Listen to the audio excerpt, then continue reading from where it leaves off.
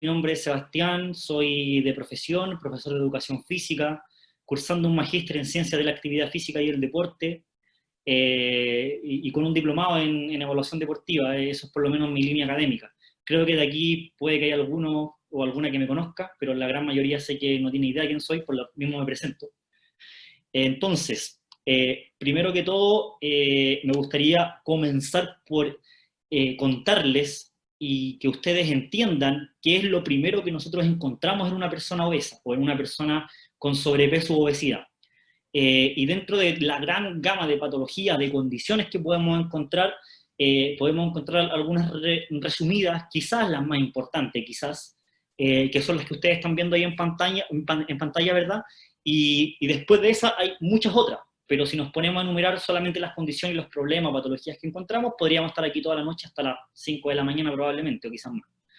Entonces, los primeros problemas que podemos encontrar en un sujeto obeso son los que ustedes están viendo ahí, como yo les mencionaba, por ejemplo, el que está arribita de la cabeza de este caballero, que dice lipoglucotoxicidad. ¿Y qué es la lipoglucotoxicidad? Es simplemente toda esta toxicidad que se provoca en el organismo a raíz del elevado consumo de lípidos y de glucosa, ¿verdad? Cuando una persona tiene una descontrolada ingesta de lípido y de glucosa y tiene un nulo gasto calórico, nos genera esta toxicidad de lípidos y de glucosa.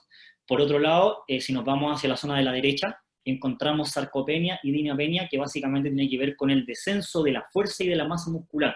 Y eso es sumamente importante porque nosotros los entrenadores es lo que nos vamos a enfocar en una primera instancia, a poder ir controlando y ojalá suprimir esa pérdida de masa muscular y de fuerza. Más hacia abajo nos encontramos, ¿verdad?, con dislipidemia. Después nos encontramos con hipertensión arterial, nos podemos encontrar también, si seguimos recorriendo este mapa, más hacia abajito, con una menor concentración o liberación en sangre de testosterona y de hormona del crecimiento en la persona con sobrepeso u obesidad. Si seguimos bajando, nos vamos a encontrar con un aumento en la grasa visceral, ¿verdad? Es la grasa que se aloja alrededor de todos los órganos vitales. Y si nos vamos corriendo hacia la izquierda, vamos a encontrar resistencia a la leptina, que es la leptina, es la hormona de la saciedad.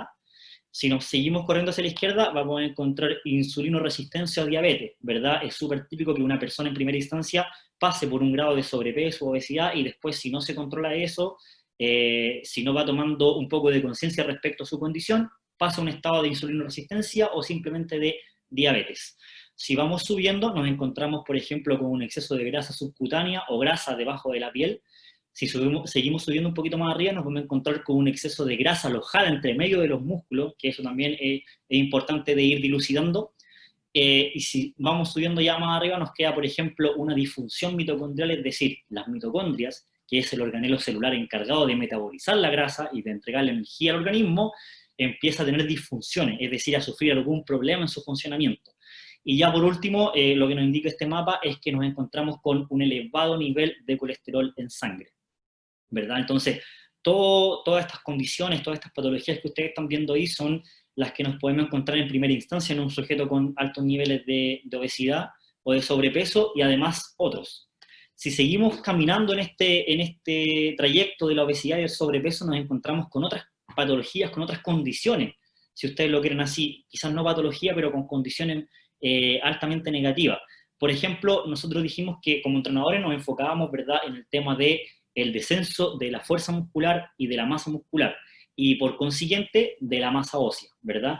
Y si nosotros englobamos el tema de la obesidad, el tema del descenso de la fuerza muscular y de la masa muscular, y también el descenso del contenido mineral óseo, nos vamos a encontrar con una condición que los científicos han denominado, o los médicos del deporte han denominado osteosarcobesitis, o obesidad osteosarcopénica. Es decir, nos encontramos con un sujeto que al conocerlo, al estudiarlo, nosotros vamos a encontrar altos niveles de obesidad, ¿verdad?, en su organismo, además bajos niveles de masa muscular, bajos niveles de fuerza muscular y también bajos niveles de masa ósea. Por lo tanto, ya tenemos que entender que no solo tenemos un sujeto que tiene sobrepeso, o sea, el problema de él no es solo el sobrepeso, el problema de él es que además de tener un exceso de peso, tiene poca masa muscular, tiene poca fuerza muscular y tiene bajos niveles de masa ósea. Entonces es todo eso lo que nosotros como entrenador nos vamos a encontrar cuando tengamos que entrenar, cuando tengamos que acondicionar a una persona que tenga todas estas condiciones, todas estas patologías asociadas. Y como por si eso fuera poco, nos podemos ir encontrando con más problemas que tienen que ver con problemas funcionales, es decir, ya pasamos por los problemas metabólicos, que eran todas las enfermedades de dislipidemia, hipertensión, diabetes, obesidad, colesterol, ¿verdad? Pasamos por un tema de condición un poquito más relacionada con los huesos, con los músculos, ¿verdad? Bajos niveles de fuerza, de masa muscular, bajos niveles de contenido mineral óseo, y ahora nos vamos más hacia el lado funcional. Y si nosotros empezamos a estudiar a este sujeto obeso, nos vamos a encontrar, por ejemplo, en esta tabla que yo les presento acá, donde dice variables temporoespaciales, son todas las variables que se estudiaron, ¿verdad?, en esta investigación. En el primer cuadradito, o la primera columna que está más hacia la derecha, nos encontramos con valores de referencia de una persona normopeso, es decir, de una persona que no tiene ningún grado de obesidad, ¿verdad?, una persona con peso normal, digámoslo así. Y más hacia el lado nos vamos a encontrar con obesidad tipo 1, tipo 2, y después con enfermedad de Parkinson o ataques cardiovasculares y cerebrovasculares. Entonces, las variables que aquí, por ejemplo, en las variables temporoespaciales tenemos la primera variable que dice longitud de la zancada. Y si ustedes se fijan, los valores de referencia de una persona normopeso es que la longitud de la zancada sea entre 1.3 y 1.6 metros por cada paso que la persona normopeso da, ¿verdad? Pero fíjense cómo va disminuyendo la longitud de la zancada de la persona obesidad tipo 1 y también obesidad tipo 2. O sea, una persona obesa tipo 1 y obesa tipo 2 ya camina una cantidad menor de centímetros o de metros que una persona normopeso. Si nos vamos a la variable que continúa, la segunda variable, la cadencia de los pasos o de la cantidad de pasos por intervalo de minuto que da una persona normopeso varía entre los 110 pasos por minuto a 120 pasos por minuto en una persona normopeso, ¿verdad? Una persona de peso normal.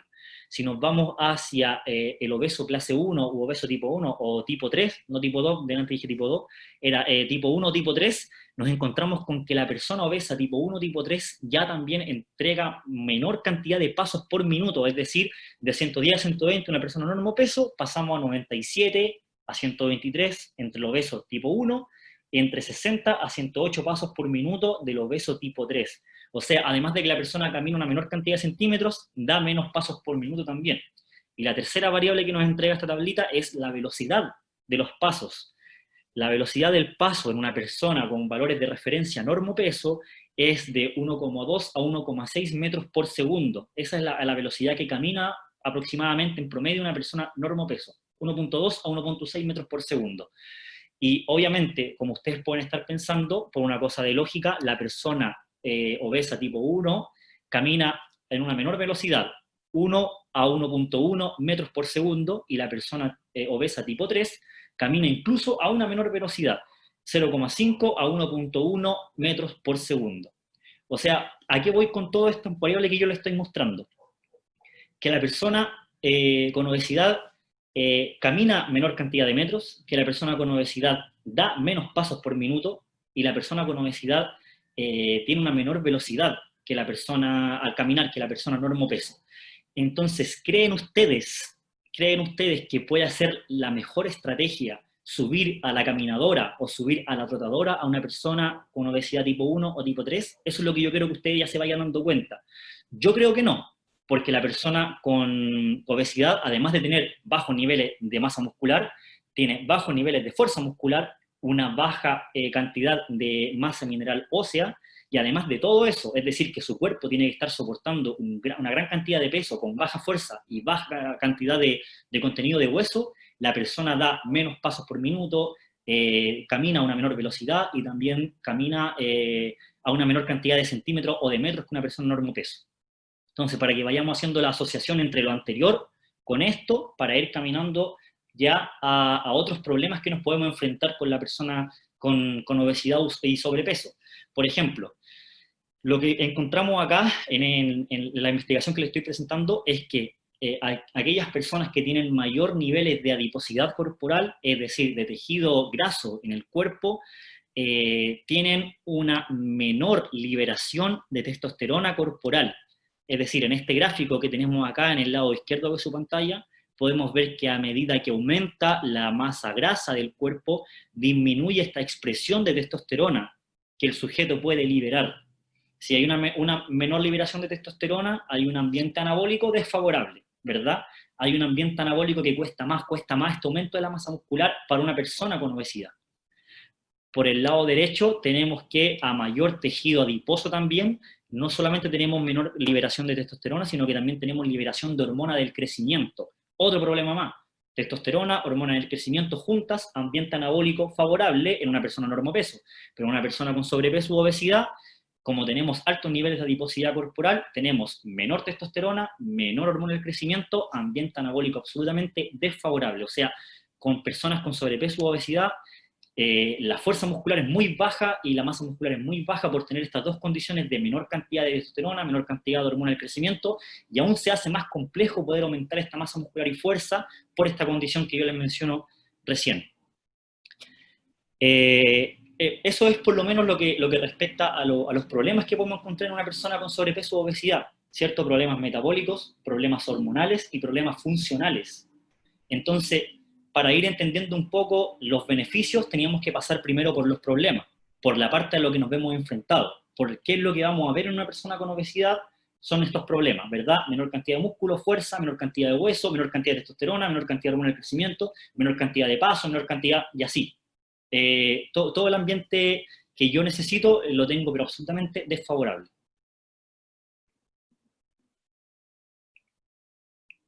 Bien, si seguimos avanzando, vamos a entrar ya a la parte de beneficios. Y esto es lo bonito de poder entender que nosotros como entrenadores, como profes, como preparadores físicos, como quieran llamarle, tenemos una gran responsabilidad. Tenemos una absoluta responsabilidad frente a toda la gente que quiera cambiar su estilo de vida en el fondo, que quiera cambiar su condición de vida, su condición patológica, sobre todo para una persona con obesidad y sobrepeso. Ahora bien, me gustaría que pensaran un poquito para que esto se convierta en algo un poco más dinámico. La verdad es que no creo que haya mucha diferencia entre quizás 10, 20, 30 años atrás con lo que se dice ahora. Porque, por ejemplo, mi madre, que ya tiene 65 años, ella me cuenta que cuando va al médico, cuando va al nutricionista, a ella efectivamente le indican que tiene sobrepeso, ¿verdad? Porque, bueno, en casa de herrero, cuchillo de palo, como ustedes mencionan, como ustedes saben, perdón, y todos sabemos que es complicado para uno que a lo mejor estudia el tema, poder ponerlo en práctica con sus cercanos. Entonces, cuando mi madre va al nutricionista, le indican, perfecto, usted tiene hipertensión, tiene sobrepeso, lo que usted tiene que hacer para poder contrarrestar estas condiciones es salir a caminar todos los días media hora, ¿verdad? Y me imagino que a lo mejor a ustedes también se han visto enfrentados a algo similar, y no creo que eso haya cambiado por lo menos desde los anteriores 30 años, 40 años hasta ahora. Yo creo que por lo menos en la parte médica, eso sigue así, ¿verdad? Pero somos nosotros los que estamos encargados de poder cambiar este paradigma. ¿A qué voy con esto? Imagínense ustedes que la persona con obesidad y sobrepeso, yo les mostraba en la primera diapositiva, que tiene disfunción mitocondrial. ¿Qué quiere decir disfunción mitocondrial? Que tiene poca cantidad de mitocondrias en la célula. Para las personas que no sepan lo que es la mitocondria, es el organelo, como yo les decía al principio, que está en la célula, que se encarga de metabolizar la grasa y de entregarle energía al cuerpo, ¿verdad? Entonces, si en una persona con sobrepeso u obesidad tenemos poca cantidad de mitocondrias y además las pocas mitocondrias que tenemos funcionan de una manera inadecuada, imagínense lo que es mandar a esa persona con esas condiciones a caminar todos los días media hora. Yo creo que no es lo más adecuado porque todas las condiciones que la persona tiene no crea un ambiente favorable para poder cambiar esa condición. O sea, del hecho de que ya tenga poca cantidad de fuerza y masa muscular, además tiene una baja cantidad de mitocondria y esas mitocondrias funcionan de una manera inadecuada. Entonces, lo que yo les quiero mostrar en esta parte es que cuando ustedes trabajen en gimnasio, si ustedes trabajan en gimnasio, qué sé yo, realizan entrenamiento con fines de salud y estética, y reciben una persona que tiene altos grados de obesidad y sobrepeso, quizás lo más adecuado es no mandarla a caminar, no subirla a la caminadora por los problemas anteriores que ya vimos, funcional y metabólico, y además por esto, sino que más bien a lo mejor el entrenamiento de fuerza puede ser la parte fundamental en una primera instancia para ese sujeto, por lo que estoy mostrando acá. La mitocondria se puede ver favorecida en su aumento en número y en funcionalidad a través del entrenamiento de fuerza. Antiguamente, hace muchos años atrás, se creía que las mitocondrias solamente mejoraban y solamente aumentaban en número a través del entrenamiento de resistencia cardiorrespiratoria. Hoy en día está demostrado, como en la imagen de la parte derecha, que el entrenamiento de fuerza también tiene una respuesta muy favorable en la cantidad de mitocondrias que se generan y además en el funcionamiento de las mismas. Entonces, ¿qué es lo que tenemos que hacer nosotros con este sujeto que tiene obesidad y sobrepeso? Primero, acondicionar su organismo, primero, adecuar su organismo, y después, si la persona quiere correr, trotar, andar en bicicleta, lo que sea, podemos darle la chance o la oportunidad para que lo realice. Porque la fuerza y la resistencia perfectamente pueden ir de la mano. No es que una sea más importante que la otra, pero en una primera instancia, cuando la persona presenta todas estas condiciones, todas estas patologías, sin duda que la fuerza me va a mostrar muchos más beneficios, y después, en una segunda etapa, la resistencia cardiorrespiratoria, ¿verdad? Siguiendo con el ejemplo de la persona que ustedes puedan entrenar en un gimnasio, en una sala de pesa, cuando esta persona llega, yo me he topado con algunos entrenadores, por ejemplo, de salas de gimnasio, que le dicen, perfecto, vamos a calentar 10 minutitos y después nos vamos a ir a la trotadora a hacer 45 minutos de aeróbico y después usted se va para la casa. Perfecto, la persona llega, hace su calentamiento como corresponde, ¿verdad? Se sube a la trotadora y comienza. Caminada, caminada, después empieza un poquito más rápido, corre, corre, corre, ¿verdad? 45 minutos, se baja, listo, profe, muchas gracias, nos vemos, que esté bien, y se va.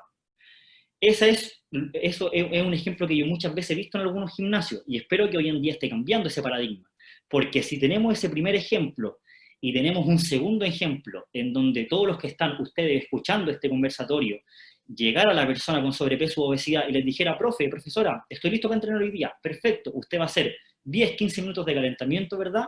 De entrada en calor, después va a realizar 20 minutos de trabajo de pesas, y en los finales 20, 25, 30 minutos de trabajo aeróbico. Perfecto. La persona llega, se cambia ropa, hizo su calentamiento, hizo su trabajo de pesas, 20, 25 minutos, y los finales 20, 25 de un trabajo aeróbico. Les aseguro que la segunda forma tuvo 1000 veces más impacto sobre la condición física y la condición de salud de la persona que el primer modelo de 45 minutos continuos de solo de trabajo cardiorrespiratorio. Y eso es por qué, por lo que yo les voy a presentar en esta lámina, que es lo siguiente. El entrenamiento de la fuerza no solo contribuye a una mejora funcional y a una mejora estética, porque claro, por supuesto, el entrenamiento de fuerza me hace poder notar un poco más los abdominales, poder tener bíceps, tríceps más grandes, pectorales más grandes, etc. Ningún problema. Pero la parte de salud, la parte de perfil hormonal que me presenta beneficio el entrenamiento de fuerza, es lo que ustedes están viendo acá. Y es lo que justamente nosotros buscamos con el segundo modelo de ejemplo que yo les di, que la persona primero realice un calentamiento, luego un bloque de unos 20 a 25 minutos de entrenamiento de fuerza y finalmente su resistencia cardiorrespiratoria. Por ejemplo, la testosterona, la hormona principal anabólica en el hombre y que en las mujeres se encuentra alrededor de 12 veces menos en cantidad, es una hormona que tiene directa relación con el aumento de la masa muscular y que se relaciona con entrenamientos de alta intensidad y con descansos de menor a 2 minutos, como dice el primer cuadro del color naranjo ahí. En segunda instancia tenemos la hormona del crecimiento, también se genera o se libera por este entrenamiento de fuerza, ¿verdad? Y lo importante de la hormona del crecimiento es que estimula directamente la lipólisis, que es la lipólisis, el rompimiento de los triglicéridos, para que finalmente pueda el ácido graso salir al torrente sanguíneo, llegar a la célula, entrar a la mitocondria y convertirse en energía. Es decir, el proceso de ocupar las grasas se llama lipólisis. Entonces, la hormona del crecimiento estimula directamente la lipólisis, incrementando la síntesis de enzimas que intervienen en este proceso, como ahí dice. Y los niveles de hormona del crecimiento, eso es lo importante, continúan elevados por un tiempo determinado post-ejercicio. O sea, además de generarlo en el ejercicio, los niveles de hormona del crecimiento continúan elevados después del ejercicio. Imagínense qué beneficioso sería eso si ustedes, la persona les dice, profe, yo hoy día no puedo hacer los 20 minutos de resistencia final porque me tengo que ir urgente para la casa. Perfecto, no hay problema, haga su calentamiento, haga sus 20 minutos de entrenamiento de fuerza y se va caminando para su casa a un ritmo algo elevado. ¿Para qué? Porque si la persona no pudo hacer la resistencia cardiorrespiratoria en el gimnasio, lo hace caminando a su casa o lo hace en bicicleta a su casa. Entonces, súper importante entender que la hormona del crecimiento también continúa elevada posterior al ejercicio de fuerza. En tercera instancia, en color gris, tenemos las catecolaminas. ¿Cuáles son las catecolaminas? Es un grupo grande y aquí destacamos dos, la noradrenalina y adrenalina, ¿verdad? Y estas catecolaminas se estimulan con entrenamiento de fuerza Y no solamente con entrenamiento de fuerza, por ejemplo, con entrenamiento intervalado de alta intensidad también se estimulan las catecolaminas con los HIIT, con todos los entrenamientos que sean de alta intensidad. Y aquí dice, estimulan la glucogenólisis, que es la descomposición del glucógeno en glucosa, y produce mayor liberación de glucosa y ácidos grasos libres en sangre. Se produce un notable aumento en ejercicios de intensidad máxima y submáxima, es decir, este grupo de catecolaminas no solamente se pueden estimular con entrenamiento de fuerza, sino que también con entrenamiento intervalado de alta intensidad que sea máximo o submáximo. Importante destacar de estas catecolaminas es que provocan una mayor liberación de ácidos grasos libres en sangre, es decir, sacan todos los ácidos grasos de la célula y lo llevan a la sangre, que es lo que justamente nosotros buscamos para que después esos ácidos grasos puedan ser metabolizados en la mitocondria. Por último, nos encontramos con estas dos hormonas, que es T3 y T4, que también se estimulan por entrenamiento de la fuerza, y lo súper importante de estas hormonas es que además de incrementar la masa muscular, incrementan el número y tamaño de las mitocondrias y también favorecen el pardeamiento de la grasa blanca. ¿Qué es esto? Convertir la grasa blanca en una grasa más parda, para que la grasa parda es una grasa que está caracterizada para liberar mucha más energía con mucha más rapidez. Entonces es lo que justamente nosotros buscamos en sujetos obesos, que esta grasa blanca la podamos pardear, es decir, convertir en grasa parda, para que sea una grasa que esté predispuesta a liberar más energía y así a metabolizarse y hacer una lipólisis mucho más rápida y efectiva. Entonces, estas 4 hormonas que ustedes están acá, quizás con otras más, por supuesto que sí, pero estas podrían ser las principales, son las que se liberan justamente con ese bloque principal de entrenamiento de la fuerza, y después de ese bloque principal, usted puede decirle al sujeto, realice sus últimos 20, 25, 30 minutos de ejercicio de resistencia cardiorrespiratoria. Por eso yo les decía que en esta instancia de un sujeto obeso con sobrepeso, probablemente el entrenamiento de la fuerza pueda ser un poquito más importante o principal que el entrenamiento de la resistencia, pero que los dos pueden ir perfectamente juntos y que los dos son un perfecto complemento.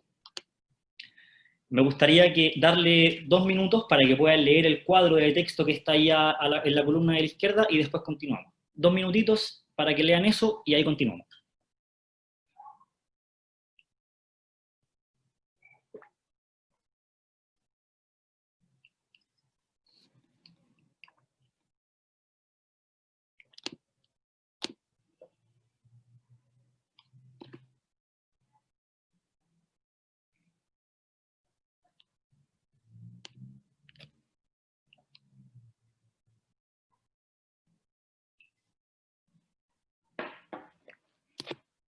Bien, ya pasaron los 2 minutos entonces.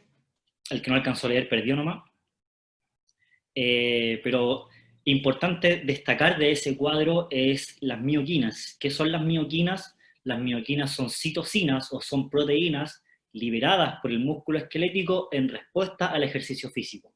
De nuevo, ¿qué son las mioquinas? Son citocinas o son proteínas liberadas por el músculo esquelético en respuesta al ejercicio físico. ¿Qué es lo importante de esas mioquinas? Que tienen acciones endocrinas, es decir, que tienen acciones similares a una hormona a nivel sistémico y a nivel de sistema nervioso central. Eso es súper importante de las mioquinas. Tienen una función y características similares a las características que tienen las hormonas corporales del ser humano. En el esquema, en el mapa conceptual de la columna de la izquierda, lo que ustedes están viendo ahí es lo siguiente. Lo que vemos al principio es un sujeto físicamente inactivo. ¿Qué pasa en un sujeto físicamente inactivo? Aumenta la adiposidad abdominal, es decir, la grasa abdominal. ¿Qué sucede en esa grasa abdominal? Infiltración de macrófagos en esta grasa visceral. ¿Qué son macrófagos? Son células del sistema inmune. Y cuando hay algún problema y el sistema inmune detecta algún problema a nivel corporal, empieza a liberar macrófagos porque hay algo alterado, hay algo que no está funcionando como corresponde. Entonces libera estos macrófagos y estos macrófagos se infiltran en esta grasa visceral. Luego de eso tenemos inflamación sistémica crónica, es decir, el sujeto sufre inflamaciones a nivel articular, a nivel muscular, a nivel de tejido graso, a nivel óseo, en todo el sistema corporal. El sujeto obeso comienza a sufrir inflamación. Después de eso tenemos problemas que se pueden dar, como por ejemplo insulinoresistencia, aterosclerosis, enfermedades neurodegenerativas y además crecimiento tumoral. Todo eso por una inactividad física como se vio en un principio, más arribita. ¿Qué puede desencadenar todas estas patologías que ahí se mencionan? Insulinoresistencia, aterosclerosis, enfermedades neurodegenerativas y crecimiento tumoral. Puede desencadenar, por ejemplo, enfermedades cardiovasculares, obesidad tipo 2, depresión, demencia, cáncer de colon y cáncer de mamas, por ejemplo. Entonces, aquí podemos entender que la inactividad física puede generar y desencadenar todo lo que ustedes están viendo ahí hacia abajo. Si continuamos con el esquema de las mioquinas, que no se olviden que las mioquinas son proteínas liberadas por el músculo en respuesta al ejercicio, que tienen acciones endocrinas, es decir, acciones similares a una hormona, nos vamos a encontrar con este esquema, con esta investigación del año 2012. ¿Qué nos dice esta investigación? Que tiene que ver con mioquinas. Que las mioquinas, como está en el dibujito de la parte derecha, tienen acciones endocrinas, acciones autocrinas y acciones paracrinas. ¿Qué quiere decir eso? Quiere decir lo siguiente. Imagínense el ejemplo que usted en su casa toma un escobillón y comienza a barrer su casa. Comienza a limpiar su casa con el escobillón. Y al usted limpiar su casa con el escobillón, también se limpia la casa del vecino y también se limpia la casa del vecino de 2 cuadras más allá. Imagínense lo fantástico de esto. Voy con otro ejemplo. Imagínense que usted en su casa hace actividad física, hace ejercicio físico y usted mejora su salud, mejora la salud del vecino y mejora la salud del vecino de 2 cuadras más allá. Fantástico, o sea, el vecino ni siquiera tiene que hacer ejercicio, ni siquiera tiene que limpiar su casa, y el de 2 cuadras tampoco tiene que hacer ejercicio, tampoco limpiar su casa, porque usted hace ejercicio, limpia su casa, le mejora la salud al vecino de al lado y al de 2 cuadras más allá.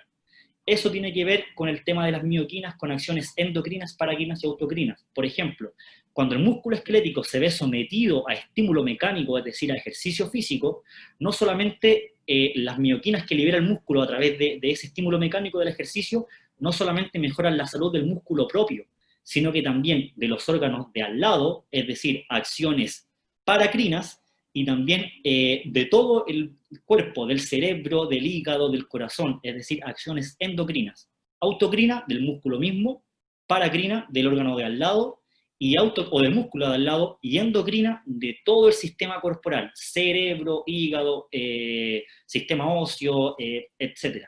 Entonces imagínense lo fantástico de estas mioquinas, que no solamente contribuyen al beneficio muscular, sino que al beneficio de todo el sistema corporal completo a nivel sistémico. La importancia de estas mioquinas, por ejemplo, es lo siguiente. Nosotros, al poder estimular mecánicamente el músculo y al hacer ejercicio, podemos liberar mioquinas como, por ejemplo, la que está acá en color naranjito que dice BDNF, que es el factor neurotrófico derivado del cerebro. ¿Y por qué es importante el factor neurotrófico derivado del cerebro que se libera con acción mecánico por el músculo esquelético? Es lo siguiente, les doy otro ejemplo. Imagínense que su abuelita y su mamá sufren de Alzheimer o sufren de Parkinson o sufren de cualquier enfermedad neurodegenerativa. Es decir, usted nació con toda la carga genética predispuesta para también sufrir enfermedades neurodegenerativas, porque su abuela y su mamá lo tienen. Usted comenzó a hacer ejercicio a los 10 años, hizo ejercicio toda su vida, usted se murió a los 80 años y jamás mostró un solo indicio de una enfermedad neurodegenerativa. ¿Y eso es por qué? Porque como usted estimulaba mecánicamente el músculo esquelético, se liberaba una mioquina que se llama factor neurotrófico derivado del cerebro. Esa mioquina va al cerebro, lo nutre, protege las paredes de las neuronas y así ayuda y colabora a que jamás exista una enfermedad cerebrodegenerativa. Imagínense lo fantástico que es con tan solo realizar ejercicio físico, se libera esta mioquina y ayuda a contribuir a abonar todo el sistema nervioso central. Otra mioquina que es importante destacar acá es la FGF21, que tiene una acción súper importante a nivel de disminuir los niveles de glucosa en sangre y echar a andar todo lo que es la lipólisis, lo que mencionábamos anteriormente, que es esto de poder romper el triglicérido, pasar a diglicérido, a monoglicérido, a glicerol, ácido graso, liberar el ácido graso a la sangre y llevarlo a la mitocondria. Es decir, esa acción también lo realiza o se ve beneficiada por la liberación de una mioquina llamada FGF21 que se libera en el músculo esquelético. Entonces, imagínense, ya vamos descubriendo que el entrenamiento de fuerza no tan solo me presenta beneficios a nivel hormonal, de aumento del perfil hormonal, como lo veíamos, testosterona, hormona del crecimiento, catecolamina, T3 y T4, sino que también a nivel más fisiológico del músculo esquelético. Si usted realiza ejercicio físico toda su vida, le aseguro que jamás va a haber un indicio de enfermedades neurodegenerativas, de enfermedades cardiometabólicas, etc. Bueno, para ir presentando igual un poquito de los beneficios que presenta el entrenamiento de fuerza, quizá es bueno fijarnos en lo siguiente. Hoy en día, quizás los parámetros que los doctores, los médicos revisan para ver si la persona a lo mejor tiene algún índice de mostrar alguna enfermedad futura, es por ejemplo examen de la glucosa, examen de presión arterial, ¿verdad? Pero nunca un médico ha dicho, vamos a ver si a lo mejor la persona tiene bajos niveles de fuerza muscular. Nunca un doctor ha dicho, vamos a evaluar, o un médico ha dicho, vamos a evaluar si a lo mejor la persona tiene bajos niveles de masa muscular. Y nunca lo han dicho porque todavía en la comunidad médica no están al tanto, o quizá no se ha investigado más a fondo en la comunidad médica, porque la comunidad de ciencias del deporte ya se sabe. Nosotros como entrenadores, ustedes ya lo saben, en este momento están aprendiendo, por ejemplo, que tener, bajos niveles de fuerza muscular y de masa muscular es una condición de base para poder desencadenar enfermedades como diabetes, como hipertensión, como enfermedades neurodegenerativas. Entonces, ¿por qué no hacer esta prueba? ¿Por qué no hacer un examen o un test que me indique si la persona tiene bajos niveles de fuerza, bajos niveles de masa muscular, etcétera? Lo otro importante a destacar es que antiguamente, hace 30, 40 años atrás, quizás más, 50 años atrás, nosotros cuando éramos pequeños, los que están aquí que tienen más de 30 años, cuando éramos pequeños, en los años 90, por ejemplo, los que tienen más edad, en los años 80, nosotros podíamos estar en la calle, ¿verdad?, en nuestro barrio, jugando con nuestros amigos, con nuestros compañeros. ¿Qué hacíamos? Corríamos, echábamos carrera, jugábamos a lanzar piedra, trepábamos árboles, corríamos hacia adelante, corríamos hacia atrás, tocábamos un timbre, salíamos corriendo. Es decir, nosotros podíamos nutrir nuestro cuerpo de una motricidad quizás de amplio bagaje que se pueda llamar. Por lo mismo hoy en día, si nosotros, que fuimos niños de esa época donde jugábamos, donde lanzábamos piedras, corríamos, etc., vamos a un gimnasio, no va a ser tan difícil para nosotros, por ejemplo, hacer un ejercicio donde tengamos que tomar un balón medicinal, tirarlo al suelo, volver a tomarlo, estrellarlo contra el muro, volver a tomarlo, lanzarlo y así. Quizá esa motricidad gruesa la tenemos bien desarrollada, por lo que yo les decía que teníamos una infancia en donde nosotros podíamos realizar ciertas cosas.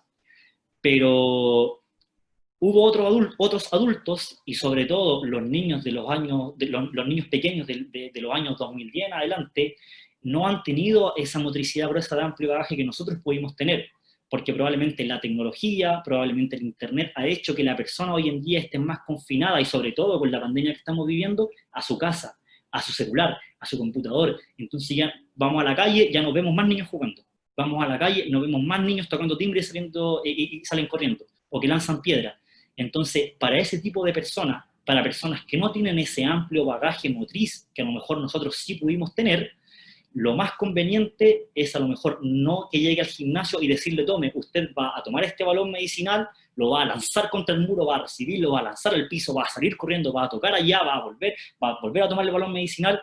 Yo creo que eso solamente funciona en la mente del profe que lo está prescribiendo. Porque si esa persona no tiene un amplio bagaje motriz, lo más adecuado es, perfecto, vas a llegar al gimnasio y vamos a reacondicionar tu cuerpo, así como hay que reacondicionar tus mitocondrias, hay que reacondicionar tu perfil hormonal, vamos a reacondicionar tus patrones de movimiento, porque como no tienes un amplio bagaje motriz, vamos a realizarlo a partir de ahora. ¿Qué quiero decir con esto? Que los 3 ejemplos de máquinas que ustedes están viendo ahí y al final de pesos libres, sería una muy buena estrategia para poder utilizar con estas personas que no tienen esta riqueza motora. Por ejemplo, en primera instancia tenemos máquinas convencionales guiadas, que son máquinas que a lo mejor entrenamos a nivel monoarticular, ¿verdad? Es decir, que se mueve solamente una articulación, o 2 a lo mucho, y entrenamos músculos quizá un poquito más específicos, grupos musculares más pequeños. Al medio tenemos las máquinas que se llaman semi-guiadas, que nosotros las conocemos como poleas, que quizás también entrenamos músculos un poquito más pequeños, grupos musculares más pequeños, con movimientos también mono o biarticulares como mucho, pero que la persona para poder ejecutar en estas máquinas semiguiadas ya debe tener un control motor un poquito más desarrollado que en la primera instancia, Y por último, en una tercera instancia, tenemos los pesos libres, donde podemos tener patrones de movimiento amplio, patrones de movimiento importante, grandes grupos musculares, pero ahí debemos tener una condición motriz o una condición motora ya mucho más desarrollada. Entonces, cuando esta persona llega al gimnasio, quizás si la persona tiene un buen trabajo motor, la persona podría hacer sin ningún problema todo el trabajo motriz que usted quiera, lanzar, atrapar, correr, tocar, etc. Pero si la persona no lo tiene, lo más adecuado es reacondicionar sus patrones de movimiento partiendo, por ejemplo, con máquinas guiadas, ¿verdad? A lo mejor entrenamos músculos pequeñitos, entrenamos zonas monoarticulares, biarticulares, pero estamos adecuando para que el sujeto finalmente, después de las máquinas guiadas, pase a las semiguiadas, donde también son grupos musculares pequeños, también son mono o biarticulares, es decir, movemos una o dos articulaciones como mucho, pero sí requiere un poquito más de control motor para que ya en una tercera instancia vamos con todo a los pesos libres, donde la persona puede empujar, traccionar, levantarse, correr, lanzar, atrapar, etc. Esto sería más o menos una estrategia para que podamos ir trabajando en personas con poca riqueza motriz o con baja riqueza motriz. Entonces, el entrenamiento de fuerza ya va presentando, como yo les mencionaba, beneficios a nivel neuroendocrino, a nivel fisiológico, a nivel motriz, etc.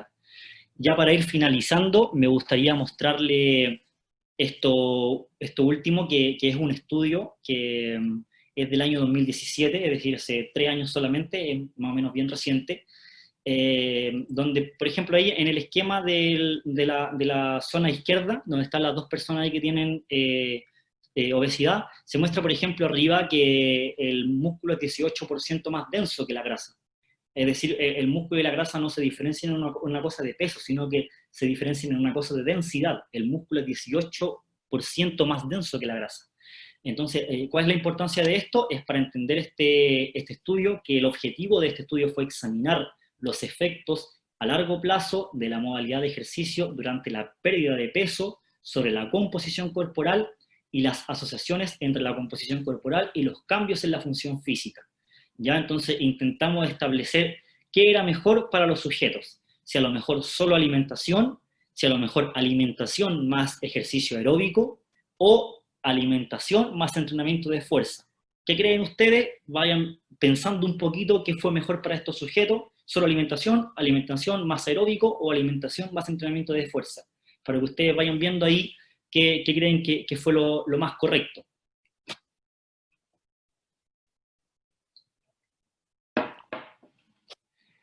Bien, vamos a ir entendiendo y después la diapositiva siguiente vamos a dar la respuesta. El método de trabajo de esta investigación nos dice que fueron 249 adultos mayores, imagínense, 249 de 67 años promedio, fueron asignados al azar a pérdida de peso, pérdida de peso con alimentación, ¿verdad? Con dieta balanceada, con dieta estructurada, esa misma dieta estructurada más ejercicio aeróbico y esa misma dieta estructurada más entrenamiento de fuerza, es decir, fueron 3 grupos. Durante 18 meses, imagínense, 1 año y medio sometido a esta investigación. La composición corporal se midió a través de DEXA, que es el gold estándar para medir composición corporal, ¿verdad? Y se midió al inicio, a los 6 meses y a los 18 meses finales. Los resultados indicaron que la alimentación más el entrenamiento de fuerza, que ahí está resumido como resistance training, produce menos pérdida de masa magra, es decir, menos pérdida de musculatura y mayor pérdida de masa grasa que la alimentación más el ejercicio aeróbico o que solamente la alimentación. Imagínense, ya aquí podemos entrar a dilucidar que si esto de alimentación 70% y ejercicio 30%, ¿será realmente así?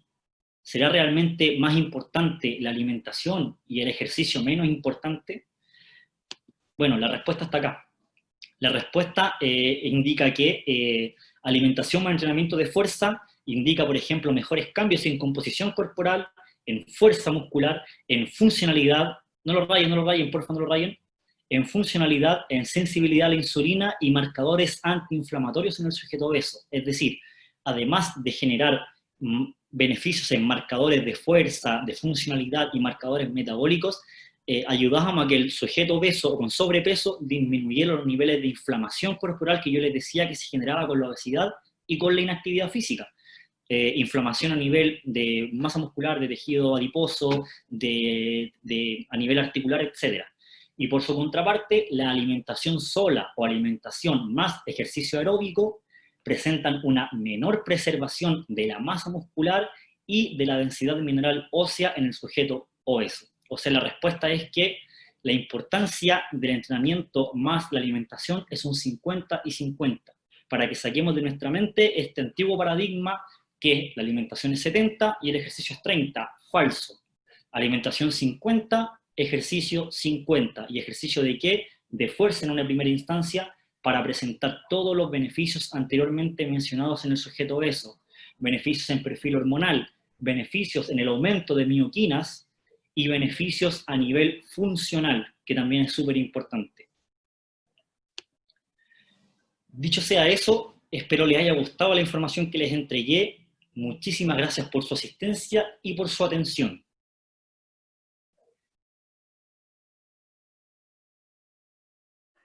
Seba, vamos comenzando, te leo yo, tú vas respondiendo.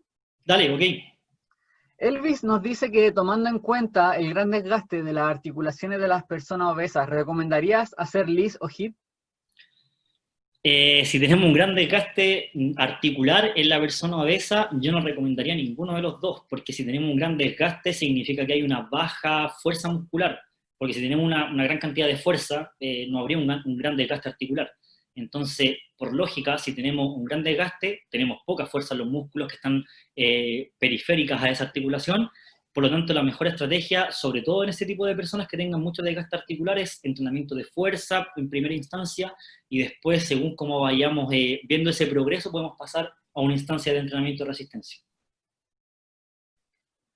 Entendido. ¿Podrías explicar de nuevo qué es la grasa parda y la grasa blanca? No entendí. Perfecto. En el tejido adiposo existen dos tipos de grasa, y esos dos tipos de grasa se denominan blanca y parda justamente por el color que tienen, porque la grasa blanca es una grasa de un color un poquito más blanquecino, amarillesco en algunos casos, y la grasa parda es de un color entre rojo oscuro y más cafecino, entonces un color un poquito más pardo. ¿Qué es lo importante de eso? Que las personas inactivas físicamente y sobre todo las personas con sobrepeso, obesidad y además que son inactivas tienen gran contenido de grasa blanca en el tejido adiposo, que es una grasa que se resiste a liberar energía, porque nunca ha estado sometida a liberación de energía, se resiste mucho a liberar energía. Entonces lo que nosotros buscamos con el ejercicio físico es que esa grasa blanca que se resiste a liberar energía se convierta en grasa parda, que es una grasa que se predispone a liberar mucha más energía con mucha más facilidad. Eso es simplemente. Vale. Paula nos dice, también el entrenar la fuerza tiene su influencia en la flexibilidad o la flexibilización, y las personas obesas pueden realizar HIIT, pero debe ser progresivo y asistido, ¿es correcto? El entrenamiento de la fuerza, sí, de alguna u otra forma también genera beneficios a nivel de flexibilidad. Ahora, vuelvo a nombrar lo que nombré al compañero que preguntó anteriormente. El tema del HIIT o del LISS, del entrenamiento intervalado de alta intensidad o del entrenamiento continuo de moderada intensidad relacionado con la resistencia, hay que ir viendo patrones de movimiento. Si la persona tiene baja cantidad de masa muscular, de fuerza, si nos enfocamos en la persona obesa, que es lo de este conversatorio, sin duda alguna que el principal factor va a ser aumentar la fuerza muscular en base a entrenamiento de fuerza. Lo demás puede venir por consiguiente en una segunda, tercera instancia o etapa, pero si nos enfocamos en personas obesas, y sobre todo obesas sedentarias, entrenamiento de fuerza sin duda alguna en primera instancia. Fantástico. Marcelo nos pregunta, con respecto a la frecuencia del paso que mencionabas y la obesidad, ¿se consideró la altura de la persona o es una media? Es un promedio que se estableció entre diferentes sujetos, normopeso, obesidad tipo 1 y obesidad tipo 3. Es un promedio que se estableció entre muchas variables juntas, y ahí se podía ver, por ejemplo, velocidad de los normopesos, de los obesos tipo 1 y tipo 3, y lo que yo me mostraba, cadencia del paso y velocidad del paso, pero todo fue un promedio de los sujetos que estuvieron sometidos a los diferentes grupos. Entendido. Hanna nos dice, ¿el IMC sirve para saber si una persona es obesa o esa evaluación ya quedó obsoleta? Mira, la verdad es que no sé si soy el más apto para poder responderte acerca del IMC, no soy nutricionista, pero sin duda alguna que la mejor estrategia o forma para poder establecer algún parámetro de condición cardiometabólica o condición de salud del sujeto va a ser a través de saber cuánto tejido adiposo tiene la persona, cuánta masa muscular tiene la persona, y si se pudiese saber cuánta masa ósea tiene la persona, mejor todavía, porque ahí yo puedo mirar, parto de este inicio, con estos niveles de masa muscular y de tejido adiposo, y a medida que voy entrenando la fuerza, en un mes más o 2 meses más, vuelvo a hacer el test a la persona y estoy en esta parte. Aumenté un poquito la fuerza, la masa muscular, disminuí el tejido graso, aumenté la masa ósea, entonces sería más o menos interesante saber aspectos un poquito más específicos, masa muscular, masa ósea, tejido adiposo, etc. Vamos a aprovechar rápidamente de invitar a Hanna y a todos y a todas los que estén asistiendo en este momento, que en el conversatorio más adelante de Macarena, no me acuerdo en qué orden va, pero el de Macarena va a estar hablando justamente sobre el cómo medir el progreso nutricional. Así que en una de esas ella podría también responder a esta duda con todos los detalles sin problema. Te dejamos esa invitación, Hanna, y a todos los que estén viendo esto. Jonathan García dice, felicitaciones Seba por la charla. En estos tiempos de cuarentena, ¿qué tipo de ejercicios recomiendas de entrada para el tipo de población con sobrepeso u obesidad, pensando que es complejo acceder a las máquinas de los gimnasios? Es complejo en lo que estamos viviendo en etapa de confinamiento sobre todo, pero yo apuesto por toda la creatividad y por toda la sorpresa que ustedes puedan entregar a su cliente o a su alumno para poder establecer que la persona con obesidad tiene que entrenar la fuerza, porque además de ser obesa, si tiene una baja cantidad de masa muscular, como ya lo vengo mencionando, tiene que entrenar la fuerza y es principal y es casi obligatorio por necesidad de entrenar la fuerza. ¿Cómo lo hacemos en la casa? Apuesto a la creatividad de usted. Por ejemplo, si tiene la persona alguna colchoneta, si tiene mancuernas pequeñas, si tiene botellas con arena, podemos, por ejemplo, hacer movimientos monoarticulares de grupos musculares pequeños y de ahí partir de una base de trabajo un poquito más específico o pequeño y después ir aumentando a trabajo un poco más amplio de grupos musculares más grandes. Pero eso tiene que ver mucho con la creatividad de uno como entrenador. Podemos ocupar, por ejemplo, como yo les decía, una colchoneta, podemos ocupar mancuernas pequeñas, podemos ocupar botellas con arena, botellas con agua, palos de escobillón, ahí podemos ir jugando con la creatividad. Exacto, y hay accesorios que son súper económicos, como muy bien dice el Seba, que se pueden fabricar en casa con una botella de arena, o incluso una banda elástica también ayuda en algunas etapas, trabajándola con mucho cuidado. Ahí, Exacto. como dijo Sebastián, atender a la imaginación un poco, que entrenar también tiene una parte de arte, ¿no? Exactamente. Veamos. Hanna, mira, Hanna se repite. Dice, ¿puedo entrenar la flexibilidad en una persona con obesidad? De poder entrenarla, por supuesto que se puede entrenar. Ahora hay que tener algunos cuidados. No sé, bueno, Manu, manejas tú la parte de readaptación física con el tema de alguna sobreactivación o menor activación de algunos grupos musculares que pueda tener la persona obesa o con sobrepeso por esto de la Más inactividad física que pueda presentar. Mira, más que eso, es un tema de la comodidad de la persona. La persona obesa muchas veces no tiene incluso la suficiente fuerza para tolerar por mucho tiempo tener una pierna en alto, por ejemplo, flexionarla en 90 grados. Le puede ser muy incómodo. Entonces, imagínate pedirle a la persona que se acueste y que levante su pierna para, entre comillas, llegar a los 90 grados, típica elongación para la parte posterior de tu pierna, ¿no? Y va a ver que para ellos no es cómodo o no lo alcanzan a levantar tanto y tú los puedes asistir, sí, sin duda. Pero hay un factor de comodidad también. Entonces, ¿se puede trabajar? Sí, como dice Sebastián, pero tienes que verlo con mucho cuidado, viendo caso a caso, viendo la comodidad de la persona y también, como mencionó Sebastián anteriormente, el tema del arte y la imaginación al momento de trabajar, tanto para entrenar como para flexibilizar, es fundamental. Así que prueba con cuidado, pero prueba porque claramente todo suma a la medida de lo que sea lo correcto y dándole su respectivo tiempo, todo progresivo. Continuamos.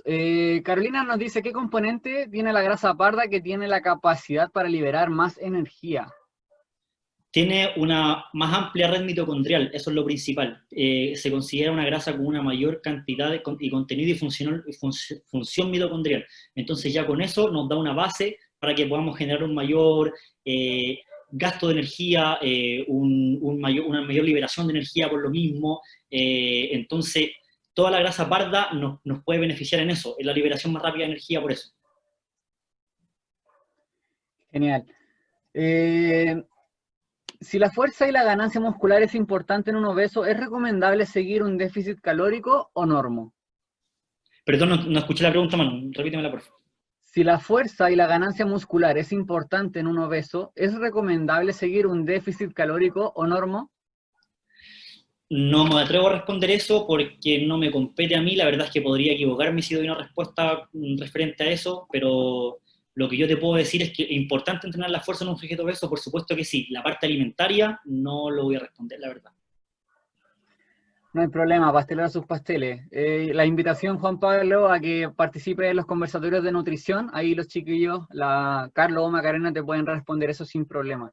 Y aparte que está la Maca por ahí, si digo algo y me equivoco, después me va a matar. Está aquí, Maca está aquí, escribe en el chat que sí, porfa. Sí, ahí está la Maca. Sí, está. Maca, dame un segundito. Te voy a habilitar el micrófono para que puedas hablar y nos puedas responder esa duda, por favor. Macarena es nutricionista y parte del equipo de Educando Movimiento y docente del Instituto INSEP. Maca, ¿estás ahí? ¿Sí? ¿Me escuchan? Perfecto, sí. Maca. ¿Cuál era la pregunta? Disculpa. Vale, no hay problema. La perdí. Dame un segundito. Dame un segundito y la recuperamos al tiro. Acá está. Si la fuerza y la ganancia muscular es importante en un obeso, ¿es recomendable seguir un déficit calórico o normo en ese proceso mientras está entrenando el entrenamiento de fuerza? Obviamente si la obesidad está asociada a un componente de tejido adiposo importante, por lo tanto el déficit calórico ahí es yo creo que la base del tratamiento, pero sí es importante que mantenga una buena ingesta de proteínas para poder potenciar en el fondo la masa muscular y la recuperación de la masa muscular posterior al entrenamiento. Entonces yo seguiría con un déficit calórico, pero con a lo mejor un hiperproteico o una cantidad de proteínas un poco más elevada para la mantención de esa masa muscular. Igual va a depender mucho del caso, porque hay veces en donde un normo calórico, entre comillas por fórmula, es un hipocalórico de lo que el paciente obeso comía antes. Entonces, hay que evaluar el caso a caso. Pero en la generalidad podría ser un déficit calórico con una buena ingesta de proteínas y no debiese tener problema con la fuerza y con la ganancia de la masa muscular. Genial. Grande Muchísimas Maca. Gracias, Maca, y representando también. Pronto la vamos a tener también en su propio conversatorio, así que todos invitados a que la vean también. Gracias. Muchas gracias, Maca. Gracias. Continuamos entonces. Nicolás dice, en la planificación del entrenamiento, ¿cómo organizarlo respecto a tensión mecánica y estrés metabólico? En la planificación del entrenamiento, yo diría en la programación del entrenamiento, que son cosas aparte, en lo que tiene que ver con objetivos de salud y estético, se ve como programación del entrenamiento. En la programación del entrenamiento, importante en el sujeto obeso ambas, estrés metabólico y tensión mecánica. Por un lado, estrés metabólico me va a significar, por ejemplo, esa ganancia de fuerza y también por sobre todo de hipertrofia, y la tensión mecánica me va a significar una ganancia de fuerza. Entonces ganar fuerza, ganar hipertrofia, masa muscular, fuerza, es la combinación perfecta. Entonces las dos cosas son súper importantes para entrenar en el sujeto obeso. Genial. Manuel Sanders dice, ¿en qué indicadores o señales debería fijarme para ir avanzando en intensidad y volumen de entrenamiento cuando estoy entrenando a una persona con sobrepeso? Lo importante es estar constantemente controlando tu entrenamiento. El control del entrenamiento es lo que a mí me va a decir si la persona está progresando, si las cargas deberían subir, deberían bajar. Todo ese control de la carga de entrenamiento es importante, y además la programación que tú tengas de tu entrenamiento también es importante. ¿A qué me refiero con control de la carga? Por ejemplo, si estamos sometidos a entrenamiento de la fuerza, idealmente controlar la carga de entrenamiento a través de la velocidad de la ejecución, por ejemplo, con alguna aplicación móvil que hoy en día existen, que son accesibles para muchos, y que no son difíciles de poder manipular.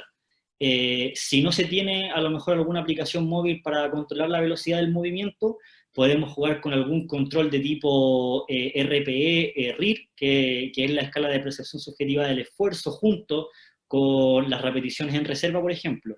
Y además poder también controlar a través de cuestionarios de bienestar o cuestionarios wellness, en donde el sujeto va respondiendo en diferentes escalas cómo se va sintiendo respecto a daño muscular, descanso, cómo durmió la noche anterior, etc. Entonces, un cuestionario de bienestar que a mí me va diciendo, bueno, el sujeto está progresando, está teniendo una recuperación adecuada, y junto con todo eso ir viendo si es pertinente subir la carga, bajar la carga, si estamos progresando o no. Pero todo tiene que ir con control, no puedo nada hacerlo al azar. Ya, la próxima semana subo la carga porque el sujeto ya lleva 2 semanas entrenando, a la tercera semana subimos la carga. No puede ser nada hecho al azar, tiene que ir todo con un control, ojalá subjetivo y también objetivo, que son las dos que yo mencioné anteriormente. Sebastián, el uso de entrenamiento concurrente es una pregunta que se está repitiendo harto aquí, al menos hay unas 3 o 4 que preguntan. Cada uno puso un ejemplo propio, pero lo vamos a generalizar como entrenamiento concurrente. ¿Y qué opinas tú de esto, en este caso de sobrepeso y obesidad? Si lo utilizarías o no, y si lo utilizas, un ejemplo express, aprox, porque sabemos que hay que ver caso a caso, pero ¿qué ejemplo darías si es que fuese positiva tu respuesta? Sí, absolutamente positivo el hecho de poder usar combinación de entrenamiento de fuerza con resistencia.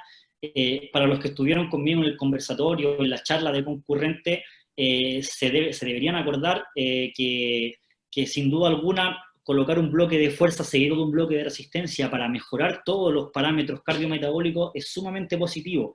Cuando se ve interferencia, en otros casos más aislados, en otros casos más específicos, no vamos a entrar ahí.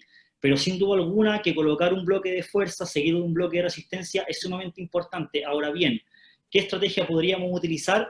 Colocar, bueno, calentamiento, por supuesto que sí, seguido de un bloque de fuerza, seguido de un bloque de resistencia, pero ese bloque de fuerza y resistencia a lo mejor variar el grupo muscular involucrado en fuerza y en resistencia. Por ejemplo, si en el bloque de fuerza la persona entrenó tren inferior, sentadilla, peso muerto, hip thrust, etc., el trabajo de resistencia posterior, idealmente, como una estrategia, debería ser un entrenamiento de resistencia de tren superior. Por ejemplo, el entrenamiento de battle rope con las cuerdas, o en algunos gimnasios hoy en día más sofisticados, hay unas poleas que hacemos el símil de estar nadando y jugamos con ese entrenamiento de resistencia. Por su contraparte, si el bloque de fuerza entrenamos tren superior, es decir, press de hombro, press banca, el entrenamiento de resistencia posterior lo hacemos sobre la bicicleta, por ejemplo, que es un entrenamiento de resistencia de tren inferior. Entonces, con esa estrategia podemos ir jugando, pero sin duda alguna que es buena estrategia meter bloque de fuerza seguido de resistencia como concurrente para sujetos con obesidad y sobrepeso. Vale, mira, aquí llegó un mensaje de Felipe Alonso, un texto un poquito largo, pero está bastante interesante, y ahí quiero ver qué responde Sebastián. Me gustaría también opinar algo, pero voy al final. Dice, estuve hace muy poco en un curso de obesidad con uno de los tipos que investiga y entrena obesos. Dijo que no había de ninguna manera que entrenar la hipertrofia, que era un error. Lo importante sí es trabajar la fuerza, pero no hipertrofia. Eso genera fatiga en los obesos, la cual es de alguna manera innecesaria. Ellos no necesitan volumen muscular, sino fuerza. Y dio varios ejemplos. Como bien dijo el profe durante el curso, la calidad muscular es lo que se debe buscar y no la cantidad de esta. Quizás sería bueno tomar en cuenta eso, porque así el entrenamiento cambia completamente. Además, entrenar la fuerza igual va a generar hipertrofia. Sí, espera un poquito más. ¿Vale? Vale, voy con esta respuesta, mira. No sé si cambia tanto. Recuerden que si nos vamos al inicio, no de esta presentación, pero a las bases del entrenamiento de la fuerza, la hipertrofia es una consecuencia de entrenar la fuerza. La hipertrofia no se da como entrenamiento propiamente tal. Es decir, no existe absolutamente, de forma que nosotros digamos absoluta, un entrenamiento solo de hipertrofia. La hipertrofia es una consecuencia de levantar peso, de hacer una press banca, aumentar la fuerza en el tren superior, de hacer una sentadilla, aumentar la fuerza en el tren inferior. Por consecuencia de eso, vamos a generar un aumento de masa muscular. Entonces, sin duda alguna, que generar un alto nivel de estrés articular o metabólico como por ejemplo realizar 20, 25, 30 repeticiones en un sujeto con sobrepeso, sería a lo mejor algo negativo, sí, probablemente. Lo que hay que apelar es a la creatividad y al sentido común, sobre todo del entrenador. Si yo tengo una persona obesa, yo tengo que tener primero en consideración que la hipertrofia va a ser una simple consecuencia de entrenar la fuerza, o sea, el sujeto mueve carga y por consecuencia va a generar un aumento de su masa muscular, pero en primera instancia, las adaptaciones principales que se generan al entrenar la fuerza son principalmente dos: adaptaciones neuromusculares, es decir, aumento propiamente de la fuerza, y adaptaciones en fuerza máxima y tasa de desarrollo de la fuerza, ¿verdad? Entonces, consecuencia de eso, hipertrofia, pero principal, aumentar la fuerza, por supuesto que sí. Podemos ir jugando con estrategias como aumentar la cantidad de repeticiones, aumentar un poquito el peso y bajar las repeticiones, etc. Estrategias que uno como entrenador pudiese ir tomando para que el sujeto, no los 6 meses o el año que esté entrenando conmigo, que tenga que hacer siempre 3 de 10, porque hacer 6 meses, 2 meses, 3 meses, 3 de 10, probablemente el sujeto se me va a aburrir y va a ir a buscar el entrenador de al lado. Nosotros tenemos que ir buscando esa estrategia, que el sujeto pueda ir adhiriéndose al plan de entrenamiento. Eso es súper importante, buscar esa adherencia con estrategias diferentes y recordar siempre que la hipertrofia es solo una consecuencia de mover peso. Fantástico, Sebastián. Vamos a cerrar con las últimas 2 preguntitas para cerrar ya este conversatorio que ha estado de verdad buenísimo.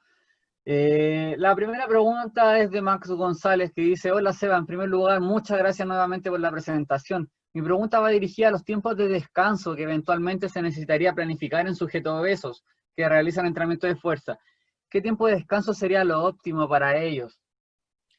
Ya, el tiempo de descanso también es súper importante a la hora de poder ejecutar un entrenamiento de fuerza, súper importante. Cuando el entrenamiento se torna un poco más estresante, entre comillas, o a lo mejor no estresante, pero se torna un poquito más cansador, sin duda alguna que ese descanso debería ser aún mayor para poder restablecer toda la fatiga generada y todos los niveles de energía del sujeto para poder continuar con la siguiente serie. Esos niveles de descanso uno también debería ir trabajándolo en base a esa fatiga y también como lo mismo que le decía anteriormente, una estrategia para poder generar adherencia en el sujeto. Recuerden que lo importante de entrenar a personas que tengan un fin más metabólico y físico es poder generar adherencia. Porque probablemente si yo entreno a un deportista, el deportista para poder aumentar su rendimiento está obligado a entrenar, ¿verdad? Pero la persona no está obligada, entre comillas, a hacer ejercicio porque sabe que si deja de hacer ejercicio, ella se queda en su casa y no tiene que competir con nadie, no tiene que jugar un partido un fin de semana, sigue viviendo igual, no hace el deportista. Entonces nosotros como entrenadores debemos generar esa adherencia buscando estrategias en volumen de entrenamiento, en densidad de entrenamiento, en el modo que yo entreno. Entonces es importante eso, la adherencia, la creatividad y también manipular el ratio fatiga-descanso del sujeto intraserie, con descanso un poquito más largo si es más fatigante el entrenamiento, o quizás descanso un poco menores si el entrenamiento se torna un poco menos fatigante. Fantástico, Seba. Seba, última pregunta para ir cerrando. Finalmente no opiné en la anterior porque dijiste esto, así que no, ¿para qué? ¿Para qué? Estamos muy bien representados por este profesional, Sebastián, que ha hecho una tremenda charla. La última pregunta iba en relación a sostener el aire, a la maniobra de Valsalva, a la maniobra de apnea, como quieran decirle, donde la persona, en este caso, sobrepeso y obesidad, entrena y tiende a hacer esta apnea o esta Valsalva. ¿Qué puede decirnos al respecto? ¿Hay que trabajarlo para que no lo haga? ¿O no hay problema si lo hace? ¿O qué pasa en el caso, no sé, de un obeso con hipertensión? No sé, estoy inventando. Dime tú eres el experto. Mira, según por lo menos las investigaciones o la referencia bibliográfica que se ha podido recabar al respecto, es que la maniobra de Valsalva está absolutamente contraindicada en sujetos con hipertensión, ¿ya? En sujetos con hipertensión lo que nosotros buscamos es disminuir los niveles de tensión arterial, ¿verdad? El entrenamiento de la fuerza es un buen aliado para sujetos con hipertensión, antiguamente se creía que no, hoy en día se sabe que bajo ciertos niveles, quizá menor a un 70%, dice el Colegio Americano de Medicina del Deporte. Se puede trabajar en sujetos con hipertensión, el entrenamiento de la fuerza, pero en ese tipo de sujetos sí se debería evitar la maniobra de Valsalva con el objetivo de no aumentar aún más el grado de hipertensión que tenga ya elevado de por sí el sujeto. Ahora, con sujetos con sobrepeso u obesidad que no tengan hipertensión, la verdad es que por lo menos la evidencia no ha sido clara, por lo cual se debería enseñar a la persona, educar para que no realice la maniobra de Valsalva, pero si por alguna razón la realiza en ciertas repeticiones, no hay que perder la cabeza porque la evidencia, como yo les digo, no ha sido clara en que hay mucha contraindicación en personas que no sean hipertensas. Si la persona obesa e hipertensa, debería evitarla. Si la persona obesa no es hipertensa, deberíamos educarla para que tome aire, inspire, expire, etcétera, pero si en algún momento realiza una maniobra de Valsalva, no es motivo para perder la cabeza en el fondo. Entendido, Sebastián. Oye, Seba, agradecerte de verdad por todo lo entregado. Ha sido 1 hora y tanto. La verdad ya perdí la noción del tiempo. De un conversatorio gratuito de entrenamiento de la fuerza y su impacto en la obesidad. Agradecidos profundamente por lo que compartiste, por responder a todas las preguntas posibles. Muchísimas gracias. Ya llegan ahí los mensajes en el chat de Zoom y en Instagram. Estamos en Instagram también, en YouTube, por todos lados transmitiendo. Así que agradecido de verdad. No sé si tú quieres decir algo para cerrar la grabación. Sí, gracias a todos los que estuvieron presentes hoy. Gracias por seguirnos siempre, por estar ahí al pendiente de lo que estamos subiendo en Educando en Movimiento, en INSEPS. Y nuevamente invitarlos, como al principio, a que nos sigan en las redes sociales. A mí en lo personal, seba.sportmed, que constantemente estoy subiendo infografías e información a mi cuenta de Instagram, pero más relacionada con el rendimiento deportivo, como yo les decía, que es a lo que me dedico principalmente y lo que me enfoco. Y también a seguir a INSEPS, sobre todo también en Instagram, INSEPS.com, para que puedan ir viendo nuestro trabajo y lo que estamos constantemente compartiendo en redes sociales. Solamente eso, que nos sigan y agradecerles por su atención y por su asistencia. Muchas gracias, Sebastián. Y tú, si estás viendo esto de manera diferida, porque lo vamos a publicar en YouTube y lo has visto aquí, esperamos que te haya gustado. Recuerda seguirnos, ver nuestros links, que lo vamos a adjuntar en este video abajito, en la descripción, para que puedas ver nuestros Instagram, nuestra página web, donde están nuestras formaciones, nuestros cursos, y puedas sumarte a esta comunidad donde ya somos más de 3.200 alumnos. Los esperamos. Muchísimas gracias a todos. Muy buenas noches. Que estén muy bien y nos vemos en la próxima. Chao, chao.